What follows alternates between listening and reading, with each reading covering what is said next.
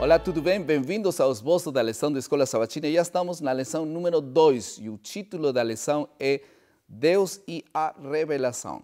Esse será nosso tema que estudaremos a continuação. Mais uma vez está conosco o professor Leandro Quadros, bem-vindo. Uma satisfação. E também o pastor Wagner Mesquita. Prazer estar aqui, pastor. Vamos fazer uma oração logo para começar este estudo da lição. Querido Pai, muito obrigado por este momento especial. Queremos contar com tua bênção e tua direção. No nome de Jesus. Amém, Senhor. Amém.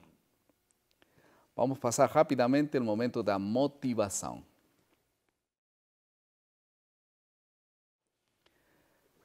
Existe uma semente muito especial, pouco conhecida talvez. Vocês veem aqui, chia.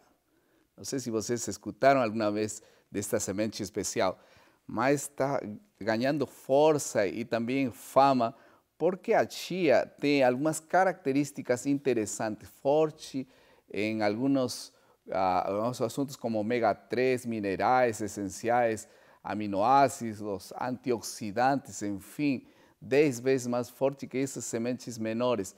Mas por que tão importante? Porque recém foi descoberto. Foi descoberto muito tempo atrás, só que pouca gente conhecia a efetividade desse alimento. Nós estudaremos nesta semana a importância de conhecer Deus e a inspiração. Não é suficiente que você conheça e saiba de Deus. É importante que você conheça, creia nele e também prove a ele. Se esta semente só eu admiro, eu sei que é boa, mas se eu não consumo, provavelmente não me vai fazer bem. Se nós sabemos de Deus e nós não temos Deus dentro do nosso coração, não significará muita coisa. Esse será nosso tema e vamos entrar rapidamente à compreensão desse tema. Para compreendermos melhor o texto, nós vamos dividir em duas partes. Em primeiro lugar, vamos conhecer a natureza da inspiração e também o autor da inspiração. Então, rapidamente, como é que Deus inspirou e o que significa a palavra inspiração e como que isso funciona na palavra de Deus? Tem um texto bíblico, pastor, que é muito importante para esse estudo desse tema, que é 2 Timóteo 3,16. Aqui diz assim: toda a escritura é inspirada por Deus. No grego, o termo é theopneustos, que significa soprar. Então Deus soprou a palavra dele. Isso demonstra que a Bíblia é de origem divina. Ele revelou a palavra dele de duas principais maneiras. Inspirou-a verbalmente, ou seja, em alguns momentos ditou o que o profeta deveria escrever, mas na grande maioria das vezes Deus não ditou. Ele inspirou, ele atuou no pensamento do profeta para que o profeta falasse em sotaque e em linguagem humana. Então nós lemos ali em 2 Pedro 1:21, que além de a Bíblia ter autoria divina, ela tem autoria humana. E por isso Deus inspira o profeta e não necessariamente a palavra do profeta. E isso explica um pouco algumas aparentes divergências, por exemplo, nos relatos de episódios comuns. Né? Exatamente, pastor. Às vezes um escritor inspirado por Deus descreve um fato usando palavras diferentes. Exatamente. Né? Um outro autor, como no caso dos evangelhos, descrevendo o mesmo fato, eles usam outros termos, outras palavras, ou apresentam aquela questão sob o seu foco, sob o seu ponto de vista. Né? É como nós assistindo a um filme, não é, pastor? Nós assistimos o mesmo filme, mas descrevemos de maneiras diferentes, porque temos a nossa individualidade, a nossa visão de mundo, e o profeta é a mesma coisa, então não é uma contradição. A fonte, entretanto, é a mesma. É a mesma, né? Ok, porque existe um conceito de inspiração verbal de um lado e inspiração do pensamento por outro lado. Na maioria dos casos, Deus inspira não tanto as palavras, sino o pensamento do profeta. Em algumas ocasiões, ele quer que seja escrito exatamente como ele disse. Né? Então, não existe um assunto que somente Deus inspira verbalmente, mas geralmente ele inspira o pensamento no momento para o profeta. Vamos a passar rapidamente agora. Há uma cita, né?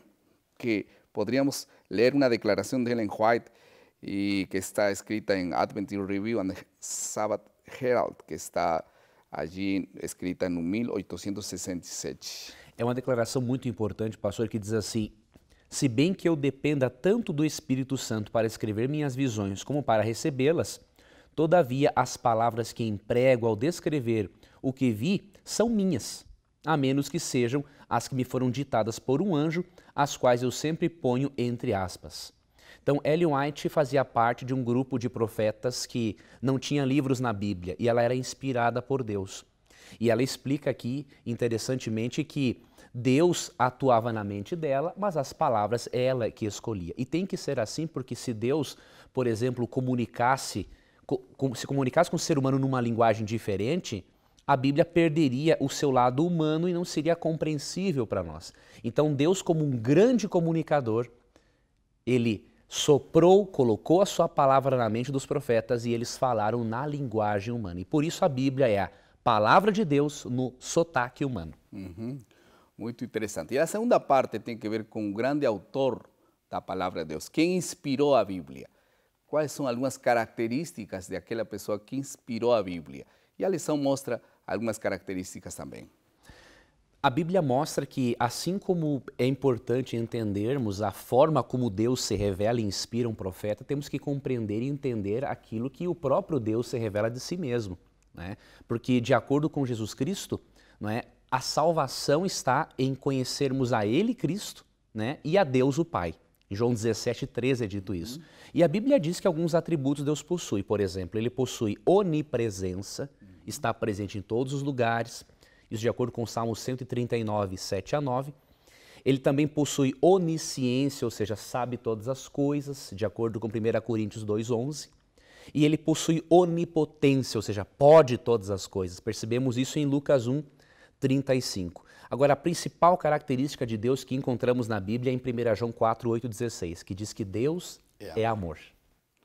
E exatamente essa é a forma como ele cautiva o coração. Ele poderia usar seu poder para nos cautivar, mas ele usa o amor.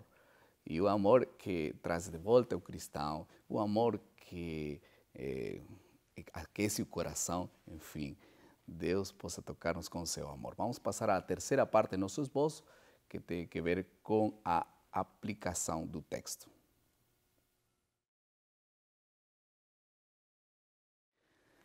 Na lição desta semana, nós estudamos sobre a palavra de Deus e como essa palavra pode ser carne em cada um de nós. Pastor, como poderíamos aplicar as lições desta semana para nossas vidas? Bom, pastor, tendo em vista que Deus se revela através da sua palavra, nós conhecemos a Deus através da sua palavra, é interessante que nós desenvolvamos certas habilidades para estudar a Bíblia e compreendê-la um pouco melhor. Eu queria apresentar aqui o método indutivo de estudo da Bíblia, que envolve pelo menos 3 habilidades. A primeira delas tem que ver com a observação do texto, a segunda tem que ver com a interpretação do texto e a terceira com a personalização ou aplicação do texto para a vida. Quando eu aplico a habilidade de observação, eu respondo a seguinte pergunta: o que a Bíblia diz? O que a Bíblia está dizendo? Então aqui eu me inteiro de detalhes do texto, eu busco palavras-chave no texto, eu faço comparações entre uma afirmação e a outra, eu contrasto a atitude de um personagem com a atitude do outro, entendeu? E eu busco entender o que a Bíblia está dizendo. Num segundo passo, a habilidade da interpretação, eu vou querer saber agora o que significa isso que a Bíblia está dizendo.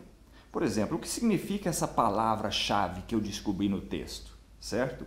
O que significa essa frase ou essa afirmação? Por que o autor usou essa palavra aqui e usou uma outra palavra diferente aqui, mais na frente, no texto? Então eu estou interpretando o texto, eu estou querendo saber o que significa isso que a Bíblia diz, ok? E então eu vou para o terceiro passo, que é a habilidade da personalização.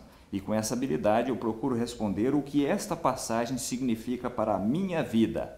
Aqui então eu procuro me identificar com os personagens, com as ações, com as circunstâncias daquele texto que eu estou estudando. Dessa forma eu compreendo um pouco melhor a Bíblia e, consequentemente, compreendo melhor o autor da Bíblia. Então, se somente a palavra de Deus é informar, não significaria muita coisa. Ele tem que formar uma opinião, mas não só é formar uma opinião em cada um de nós, é transformar nosso ser. Que Deus possa transformar nosso ser a partir de uma informação e uma formação e transformação de nosso ser. Vamos a passar rapidamente à última parte do nosso esboço, que é a criatividade. O que podemos fazer, todos nós, para que a palavra de Deus possa ser realmente eficaz em cada um de nós? Estava pensando, se nós não lemos, em primeiro lugar, se não estudamos, se não meditamos, se não buscamos, não teremos sucesso. Por isso eu quero convidar a vocês para tomar uma decisão bem definida a partir deste tema que nós estudamos. Que a inspiração, que aquele Deus que inspirou os profetas também possa vir a cada um de nós, dar-nos iluminação para entender o que eles escreveram, para o que Deus tem para cada um de nós. Então, vamos tomar uma decisão. Pela graça de Deus, repitam aí onde estão. Pela graça de Deus, estudarei minha Bíblia e também minha lição todos os dias. Que Deus possa nos falar todos os dias a nosso coração e que Deus possa derramar suas bênçãos para cada um de nós. Professor Leandro, façamos uma oração. Claro. Querido Deus, obrigado porque o Senhor se revela através da Bíblia para mostrar o quanto nos ama e o seu desejo de nos transformar. Amém. Assim como o Senhor atuou nos profetas, atua em nós para compreendermos a sua palavra. Em nome de Jesus, amém.